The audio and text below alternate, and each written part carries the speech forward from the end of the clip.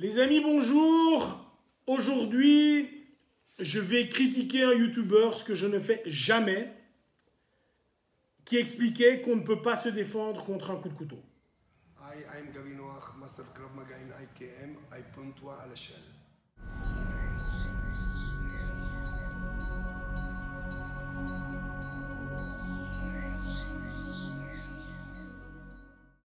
Voilà, j'ai regardé une vidéo d'un YouTuber. J'hésite à donner son nom parce que je ne veux pas avoir de conflit, machin. Mais il expliquait dans une vidéo qu'il est impossible de se défendre contre un couteau. Voilà, c'est pas possible. Et c'est une petite tendance qu'ont certaines personnes, certains fighters, de dire « Oui, mais si le gars a un couteau, tu ne sais rien faire, et blabli, et blabla. » Et alors il expliquait « Oui, mais si le gars, machin... » Et comme souvent, je me mets un peu à la place des gens, et je dois dire qu'il a partiellement raison. Partiellement raison. C'est-à-dire que dans tout ce qu'il dit, il y a 20% qui est juste et 80% qui est vraiment de la connerie.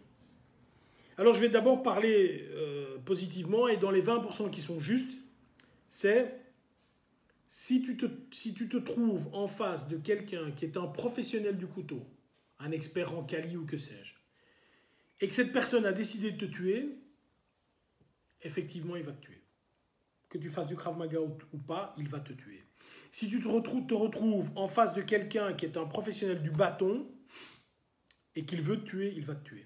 Si tu te retrouves en face de quelqu'un qui a un pistolet et qui veut vraiment te tuer, ben il reste à 4 mètres et il t'abat. Donc là, il n'y a pas de... Tu peux faire du Krav Maga, de la danse, de la boxe, de ce que tu veux, tu vas mourir. Maintenant, est-ce que lorsqu'on est dans un conflit, on parle de cela? Est-ce que la personne qui veut me tuer? Première question. Est-ce que la personne qui veut me poignarder est un professionnel? Deuxième question. Troisième question, est-ce que cette personne veut absolument ou sait absolument tout ce qu'elle fait? Est-ce qu'elle n'est pas à un moment dans un état second qui fait qu'elle va frapper un petit peu comme cela? Eh bien, je vais vous montrer une vidéo, une vraie vidéo qui s'est vraiment passée. C'était à Bruxelles il y a peu de temps. Je vais vous la montrer maintenant. Voilà.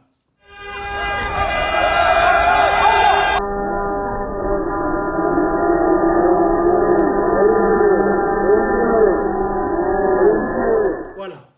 Les amis, qu'est-ce que vous voyez? Vous voyez que le gars ne veut pas le tuer.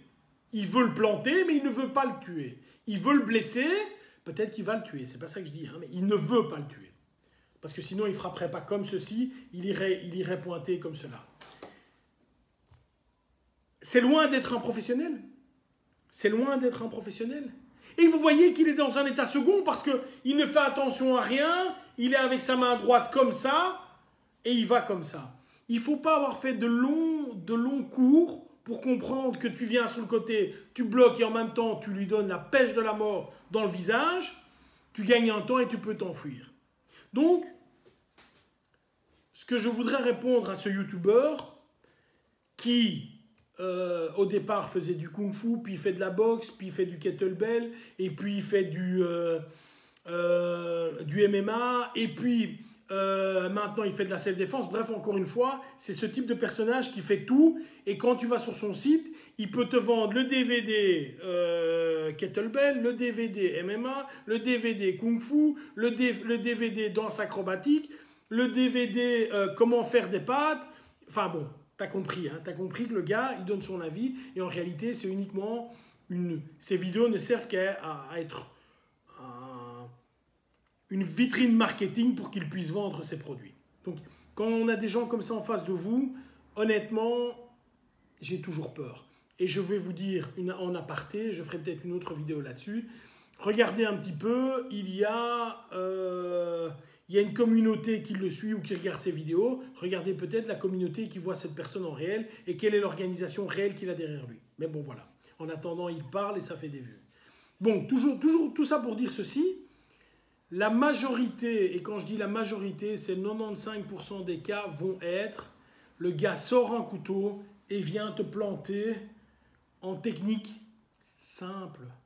Parce qu'au moment où il sort le couteau, la personne n'imagine pas une seule seconde que tu puisses avoir une réaction. La personne se dit simplement, j'ai le couteau, je vais le planter, le gars va se laisser faire. À aucun moment, cette personne pense que tu vas contrer. Et très honnêtement, si ce gars est un professionnel du couteau, à moins d'avoir un contrat sur ta tête, ce qui est peut-être possible encore, mais pourquoi viendrait-il te tuer? Enfin, là, je ne vois pas. Là, je ne vois pas. Donc ici, les amis, comprenez simplement,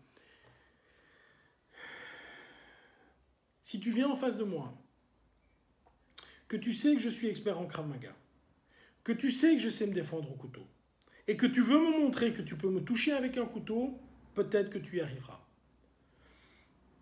Parce que tu as toutes ces infos avant.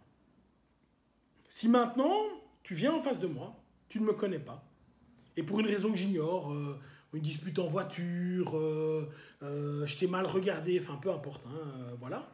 Tu sors un couteau et tu veux me planter. Je pense, vraiment du fond de mon cœur, je pense, et je le pense pourquoi? Parce que ça fait, objectivement parlant, que 35 ans que je m'entraîne, et maintenant 18 ans de Krav Maga, où j'ai travaillé, j'ai défendu contre des milliers et des milliers d'attaques, donc je pense avoir l'entraînement pour. Je pense que je vais pouvoir éviter le coup et pouvoir contre-attaquer. Parce que je tiens à le répéter, si simplement j'évite le coup, je laisse simplement du temps pour qu'il me donne un second coup. La défense contre un couteau nécessite absolument de défendre, de dévier, de bloquer, peu importe, mais surtout de frapper. Si tu n'as pas frappé, tout ce que tu as fait avant ne sert à rien. Ne sert à rien. Ok ? Donc pour résumer les amis, est-ce qu'il est possible de se défendre contre un couteau? La réponse est évidemment oui. Quand on parle d'une vraie agression les amis, quand on parle d'une vraie agression par une vraie personne, pas est-ce qu'il est possible de gagner un sprint contre quelqu'un dans la rue? La réponse est oui. Oui, mais si tu as Usain Bolt devant toi, eh bien alors la réponse devient non. Bien sûr, bien sûr. J'espère que vous m'avez compris. Bye bye.